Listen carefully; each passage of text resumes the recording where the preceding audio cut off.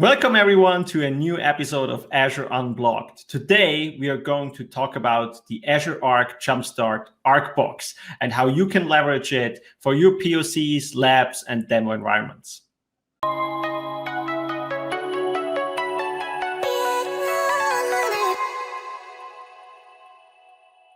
Hey, I'm here with Dale, Cloud Solution Architect at Microsoft, a member of the Azure Arc Jumpstart team. How are you doing, Dale? I'm doing great. Thanks for having me, Thomas. Thank you for having you. So what does a cloud solution architect do, especially when you work on the Azure Arc Jumpstart team? Yeah, great question. So I'm a member of the Microsoft Global Partner Solutions team in the US, and part of my charter is working with partners to build hybrid cloud solutions. And of course, Azure Arc is a critical portion of that. And one of the projects I've been very involved with this year is the Azure Arc Jumpstart. Oh, that's pretty cool. And again, you're here today to talk about the Azure Arc Jumpstart box. So can you, before you actually go in and talk about this, can you explain a little bit more about the Azure Arc Jumpstart project itself? Yeah, let me give you just a very brief history. So the Azure Arc Jumpstart is a project that we started about a little over a year ago now. And it's a collection of over 60 technical scenarios and guidance on how to do specific things with Azure Arc. For example, how do I onboard a AWS EC2 Ubuntu server into Azure using Azure Arc? Or how do I onboard a GKE Kubernetes cluster as an Azure Arc-enabled Kubernetes cluster? And so these are very specific technical scenarios that we built guidance for as part of the Jumpstart. And then over time, when the Jumpstart project evolved, we have a YouTube channel that we have a lot of different demos on that are outlining those very discrete technologies, those discrete technical scenarios for Azure Arc. But what the Azure Arc Jumpstart ArcBox is a little bit more opinionated set of collateral to deploy an end-to-end Azure Arc sandbox environment that covers all areas of Azure Arc, from servers, Kubernetes, data services, and more, all in a self-contained environment. So that's exactly what the Jumpstart ArcBox is a self-contained sandbox environment to pretty much do anything you want with Azure Arc in terms of POCs, demos, things like that. Okay, now that is pretty cool. And again, I'm a huge fan of the Azure Arc Jumpstart project because it makes it so simple to actually connect your hybrid and multi-cloud resources and try things out and build these solutions actually like to really go quickly, not just for POC, but I use it even for demos. And I know that customers are looking for examples how to onboard this, and I love the automation the team has done. Now, you already mentioned that we are here to talk about the Jumpstart ArcBox. Can you explain a little bit on this, like how it's actually different from the rest of the Azure Arc Jumpstart? Yeah, absolutely. So we have a couple design principles for ArcBox. One is that the only thing you should need to deploy an ArcBox is an Azure subscription. For some of the other technical scenarios in the Jumpstart, you need to have, for example, an EC2, an AWS account or a GKE or a GCP account. With ArcBox, you just need an Azure subscription, and it's pretty much a self-contained sandbox environment, and it's all inside one resource group. It's also very easy to deploy. We'll show in just a minute how you can get one spun up pretty quickly. Some minimal prerequisites. So that's one of the key design principles. And some of the others are to make sure that we're showcasing kind of end-to-end real world examples of what actual customers, partners would do with Azure Arc in their production environments with with their cloud and hybrid resources. So that's the real differentiator from our standpoint in terms of ArcBox versus normal Jumpstart scenarios, is that one, it's end-to-end, it's comprehensive, and two, it's a complete sandbox that's all self-contained inside of Azure with minimal prerequisites. No, I love that, because again, that makes it so easy for me to actually deploy this and try it out, or even show it to customers or work with customers on this. And again, I have a ton of ideas why I would use that. But can you explain a little bit what are actually the specific use cases you had in mind when the team was working on the ArcBox? Yeah, absolutely. So, some of the use cases that we envision are for, quickly starting up POCs for, testing out, Azure Arc hybrid solutions. Training is another great use case that we've seen a lot of interest in, where, partners or customers are trying to get, engineers, frontline engineers trained on Azure Arc concepts, this is a great way to very quickly stand up an environment at a minimal cost, again, with minimal requirements, and then have, again, that sandbox where you can kind of get in, get your hands dirty, understand the workings of Azure Arc in the context of all the other Azure services that Azure Arc is unlocking. And there's also another number of other use cases that we're exploring, including things like, integration testing for various scenarios, being able to quickly basically demo content for customer presentations and things like that. Okay, no, this is exactly what I'm personally looking for, and I know that a lot of people in the field and also like and customers are looking for this to actually get that all hands-on experience and having an easy way to actually deal with all the Arc scenarios. So this is really, really cool. Yeah. However, I guess this must be like there must be some prerequisites. And you mentioned I need an Azure subscription, obviously, for this. Is there anything more I need? Yeah, let me just show you really quickly, kind of at a high level, what the architecture looks like, and then we'll kick off a deployment, and I'll talk to exactly what those prerequisites are. So just really quickly, this is the architecture diagram, kind of showing everything that's inside of an ArcBox. As I mentioned, it's all self-contained inside of one Azure resource group. So what we'll do is we'll kick off a deployment. It's all ARM template based deployment. So we'll kick off a deployment using an ARM template, specify some parameters. Those are basically the prerequisites beyond just the Azure subscription. And that's going to spin up all of these resources inside of that resource group, including basically a cluster API enabled cluster for deploying data services. There'll be a Rancher cluster for demoing Azure Arc enabled Kubernetes, and there'll be a nested Hyper-V host for demoing Azure Arc enabled servers. And that Hyper-V host will have several guests on it that we're projecting into Azure. But why don't I show you exactly what this looks like as part of a demo, and we could talk to some of those prerequisites in detail. No, that sounds great. Absolutely. I mean, I'm really looking forward to see all these different scenarios and how you actually go out and actually deploy this to the environment. So definitely a demo would be great.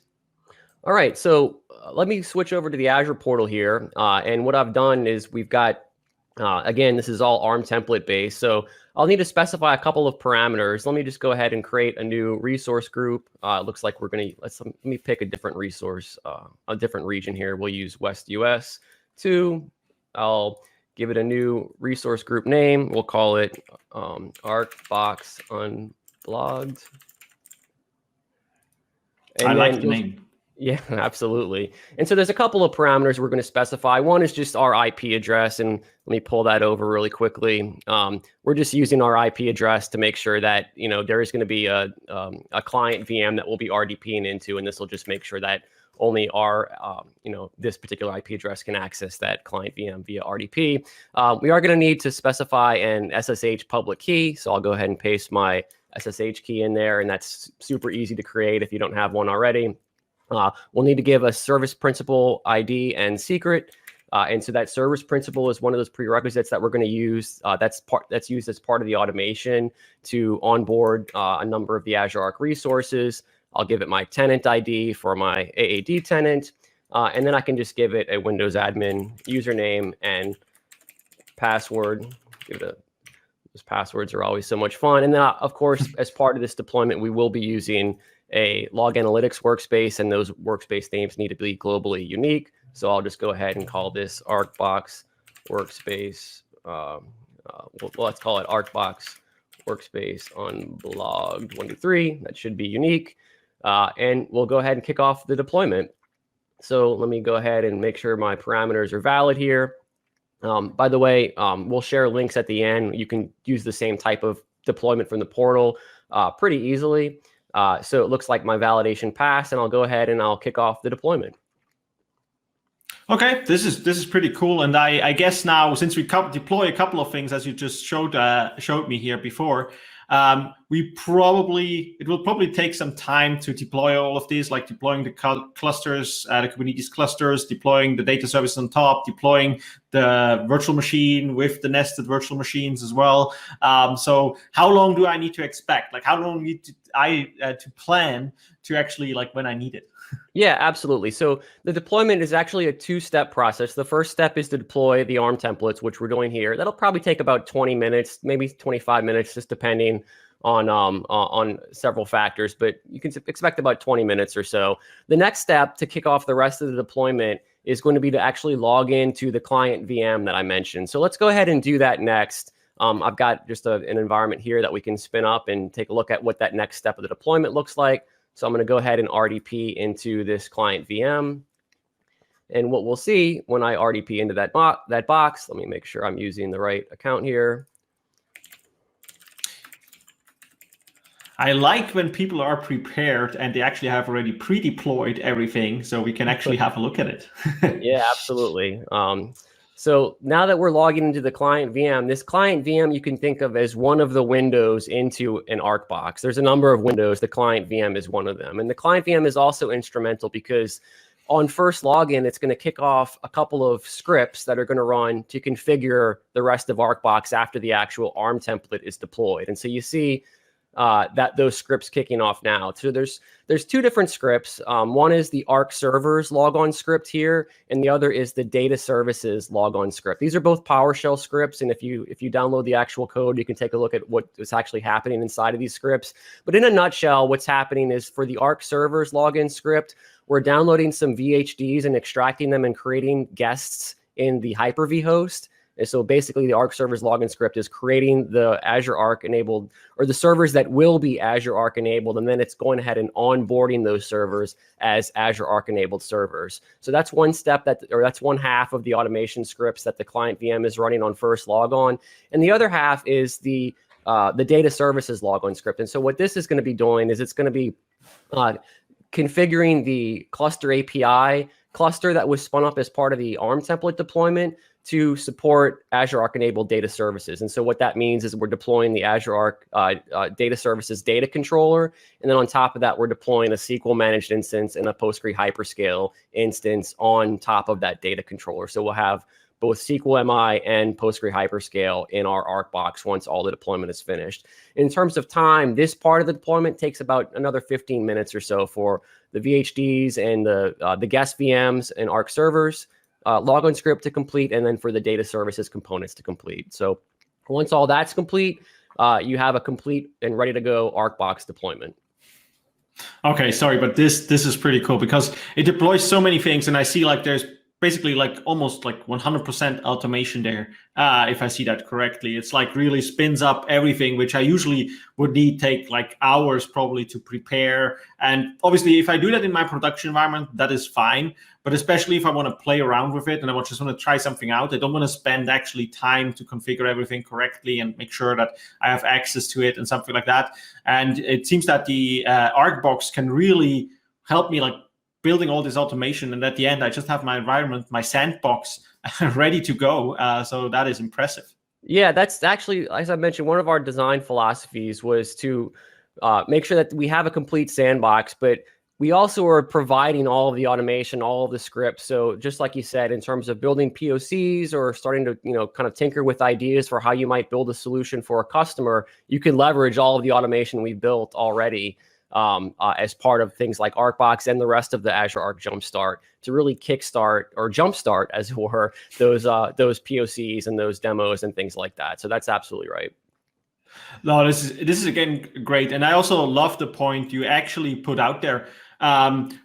Like you mentioned that obviously this is all public available, and you can have access to all the code and the automation. So obviously you could use the Arc box basically to like use that again for your sandbox environment, trying it out.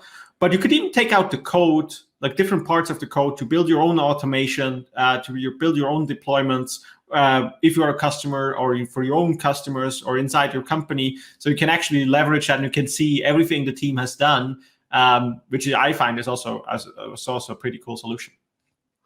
Yeah, so why don't we take a look at what a completed deployment looks like? That sounds fantastic. Perfect. So I've got another completed deployment here. So basically, we're just looking at a very quick and dirty dashboard I built in the portal. But this is pretty much showing a couple of aspects of the ArcBox. First, let's drill into the actual resource group.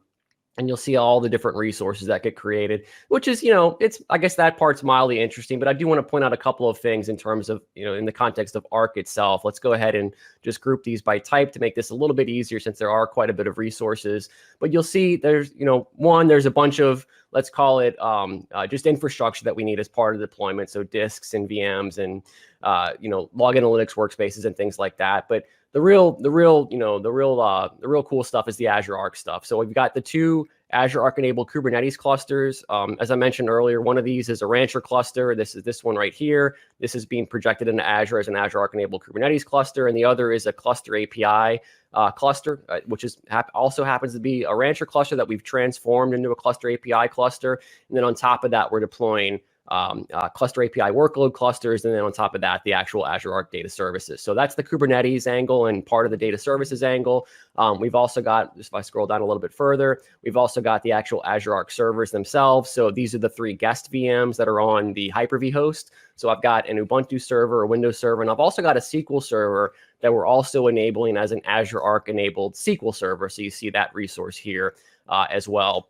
And there's a number of other things that we deploy as part of the automation, including things like a log analytics workspace. We deploy a couple of solutions in that workspace, for example, the update management solution and the VM Insights solution. So if I go back to the dashboard here, you can see that as part of the deployment, it deployed the update management solution. It's telling me some of my guest VMs, some of my Azure Arc enabled servers need some updates and things like that. So I could, we could play around with things like that. There's also a policy that gets deployed. So all of the log analytics agents on the servers themselves are being deployed via the built-in Azure Arc policies. So that's another avenue for exploration, for POCs, for demos and things like that. If you need to showcase how Azure Policy and Azure Arc work together, which is one of our, I think one of a major value prop for Azure Arc, this is one route to do that.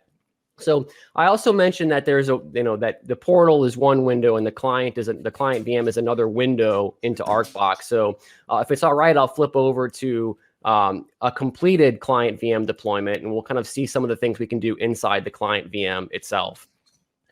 So I just opened up another RDP session into an ArcBox client for a completed ArcBox, and you can see the automation's all finished here. The automation that we kicked off and showed earlier is all finished. So once it all finishes, it'll, the windows will all close, and you'll know that the automation is complete. But now there's a couple of things that we can do to kind of explore our ArcBox. So the first thing I'll do is that I'll just open Hyper-V.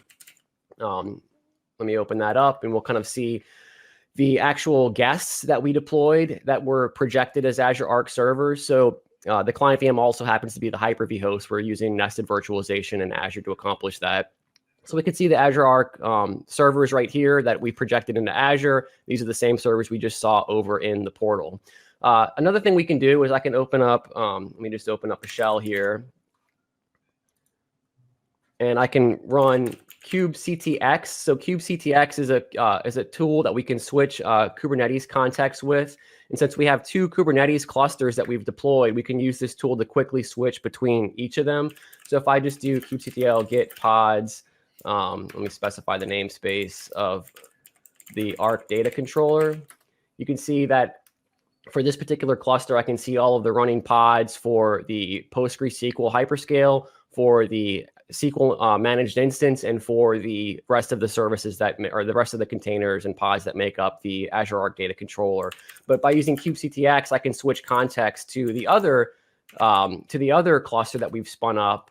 And now if I do kubectl, git pods, there's not going to be any in this particular namespace, but this is just a different kubectx context, basically a different Kubernetes environment that we can manage all from the same client. And by using a tool like kubectx, it's easy to just kind of work around all the different clusters.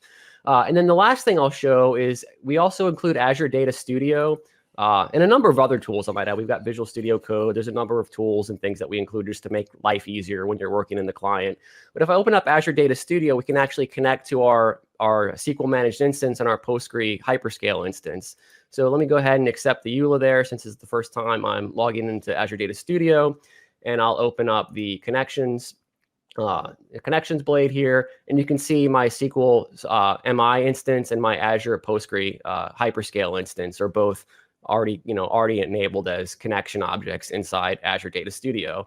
And another thing we do that I didn't mention earlier is that we are restoring the AdventureWorks sample database to each of these, just to kind of give you something to play with in terms of the Azure Data Studio service or the Azure Arc enabled data services capabilities. So just another little thing that we wanted to include to kind of give a more complete type of demo experience. So, there's a lot of other things we have planned, and I'd love to talk about some of those, in a little bit. But in a nutshell, this is kind of some of the core functionality. We cover Azure Arc enabled servers, we cover Azure Arc enabled Kubernetes, and we cover Azure Arc enabled data services, plus some of the other management capabilities that Azure Arc kind of enables on hybrid environments like these, like policy, like log analytics. We'll talk about, in our roadmap, we have things like Key Vault and a number of other things planned to incorporate into ArcBox in the future. So yeah, this is amazing. I still can't believe how cool it is and how fast it is to actually deploy all this. And I was impressed when you actually opened up Data Studio and you saw already the connections already added to these data services. So I've pretty cool. Everything is basically done for me. I don't even have to do some post deployment things and stuff like that. I'm sure there are things which you can add later on, but most of it is already done. I don't need to go out and spend hours and hours in the documentation to just deploy it. Now, you mentioned we can do servers, Linux and Windows. You built that in. We have the Kubernetes management part in there. We have the data services part in there. And you mentioned Key Vault. Can you explain to me a little bit what the roadmap is going to look like and what will be next for the Azure Arc Jumpstart ArcBox? Yeah, absolutely. So as you know, the Azure Arc roadmap itself is pretty vast, and there's a lot of great things we have planned for Azure Arc and just hybrid cloud in general. So some of the things on the near term that we want to add to ArcBox, yes, include things like integrating with Key Vault, for example, to rotate keys or certificates down to a server. There's a number of new services on Azure Arc that are planned. For example, machine learning is one of those. There's other services that will be Azure Arc enabled in the future that we want to start bringing to the table in terms of inclusion in ArcBox. And there's also I wanted to mention one more design principle we have, is that we want to give you a lot of stuff to play with in the sandbox, but we don't want to give you necessarily every single thing. And there's a number of reasons. One, the deployment time and the cost and things like that would go up if we keep adding everything in the kitchen sink. And we also want to make sure that you have room to explore and start to kind of play around, and learn, right? And so it's kind of a fine line between what we include and what we don't include, but we definitely will include all of the major features that Azure Arc rolls out as part of its roadmap. We'll include that as part of ArcBox. Key Vault's one example that we want to include in the near term. No, this sounds great. I like the part where you said you don't want to include not everyone needs to deploy everything, right? Maybe I just want to select I need, for example, servers and Kubernetes, but I don't need the data services part. And then obviously there is more stuff coming. I like that you actually built this. I can actually select what I want and then only deploy this, because this will also help me save some costs and some of my in my Azure subscription, right? So now this is great, and I'm sure there's a lot of viewers now want to figure out, okay, where can I learn more? How can I start with the Azure Arc Jumpstart ArcBox? So Dale, where do people go? Yeah, good question. So since the Jumpstart is the Azure ArcBox is part of the Jumpstart project, you can get to it just from the Azure Arc Jumpstart page. And I know there'll be a link here on the screen. So that's pretty much where you need to go. You'll go to the Azure Arc Jumpstart page. There'll be a section for the Jumpstart ArcBox. And from there, you can have, you'll have all the deployment instructions. You'll have a link to the Deploy to Azure button, which will take you right to the portal and let you enter your parameters in, and you're off to the races. And of course, if you are want to get the actual code itself, you can go right to the GitHub repository, clone the repository, and see all the code. It's all an open source project. I'll also mention we are more than welcome to have suggestions or issues or anything like that. You can submit those issues directly on GitHub, and we'll work with you to make sure that those either get resolved or we figure out a way to possibly roll that into the roadmap in the future. This is awesome. Thank you very much, Dale, for being today's guest in the Azure Unblogged video series. And for you, everyone watching, if you enjoyed the video, please give it a like. and subscribe to the channel and join us on itopstalk.com.